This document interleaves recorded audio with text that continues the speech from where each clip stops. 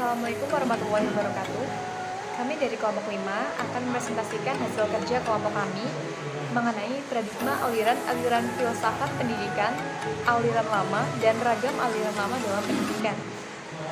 Anggota kelompok 5 sendiri beranggotakan Resinta Jakita Kesari Andini, Cahya Sendika Ilahi, Yasmin Asnal Fauzia, Galang Isnanugroho, dan Vina Ferdisahan. Kita memasuki materi yang pertama mengenai hakikat empiris. Aliran empirisme disebut juga aliran environmentalisme, yaitu suatu aliran yang menitikberatkan pandangannya pada peranan lingkungan sebagai penyebab timbulnya tingkah laku. Aliran ini semula dipelopori oleh filosofi berkebangsaan Inggris John Locke pada tahun 1632 sampai 1704. Asumsi psikologis yang mendasari aliran ini adalah bahwa manusia itu lahir dalam keadaan netral, polos, tidak mengerti atau tidak memiliki pembawaan apapun. Ia bagaikan kipas putih. Nah, yang dapat ditulis apa saja dan dikehendaki perwujudannya, kepribadiannya yang bisa ditentukan oleh luar diri yang disebut sebagai lingkungan. Doktrin aliran empirisme yang sangat masyhur adalah tabula rasa. Sebuah istilah bahasa Latin yang berarti buku tulis yang kosong atau lembaran kosong.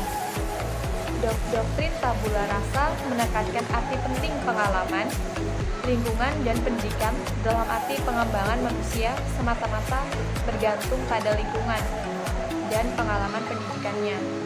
Manusia dapat dididik menjadi apa saja, ke arah mana saja, yang baik maupun yang buruk. Jadi menurut kehendak lingkungan atau pendidikannya. Dalam pendidikan, pendapat kaum empiris ini dikenal dengan nama optimisme pedagogis. Selanjutnya yaitu aliran nativisme. Aliran nativisme adalah suatu aliran yang menitikberatkan pandangannya pada peranan sifat, bawaan, dan keturunan sebagai penentu tingkah laku seseorang. Persepsi tentang ruang dan waktu tergantung pada faktor alamiah atau pembawaan dari lahir. Aliran ini dipelopori oleh Arthur Schopenhauer tahun 1788 sampai 1860, yang merupakan seorang psikolog berkebangsaan Jerman. Aliran ini didukung oleh Franz Joseph Gall tahun 1785 sampai 1828. Aliran nativisme berasal dari kata natives yang artinya terlahir.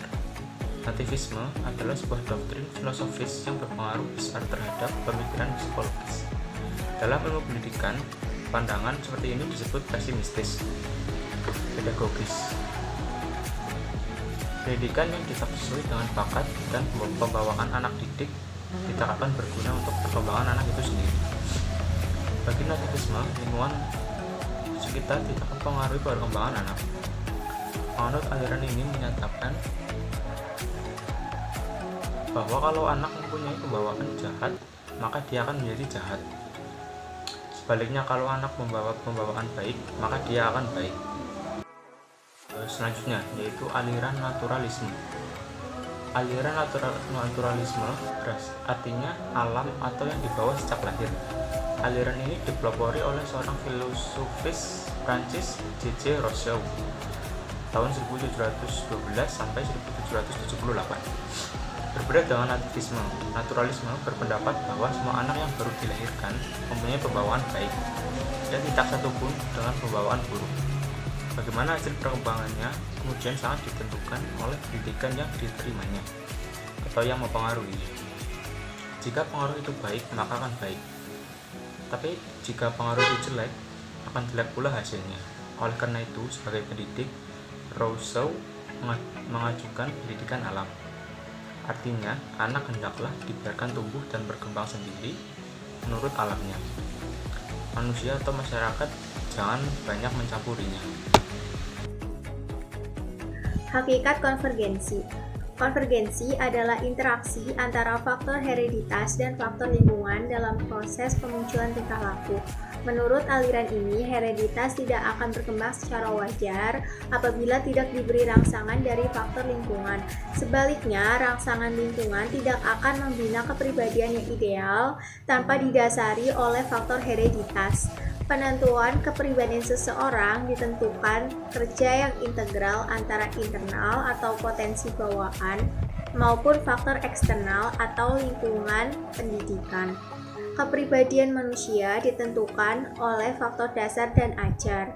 Kedua faktor ini mempengaruhi perkembangan kehidupan manusia. Aliran ini dipelopori oleh William Stern dan Adler. Menurut teori konvergensi, A. Pendidikan mungkin untuk dilaksanakan. B. Pendidikan diartikan sebagai pertolongan yang diberikan lingkungan kepada anak didik untuk mengembangkan potensi yang baik dan mencegah berkembangnya potensi yang kurang baik.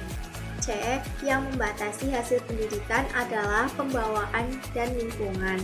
Dari ketiga teori tersebut, jelaslah bahwa semua yang berkembang dalam diri suatu individu ditentukan oleh pembawaan dan juga oleh lingkungannya.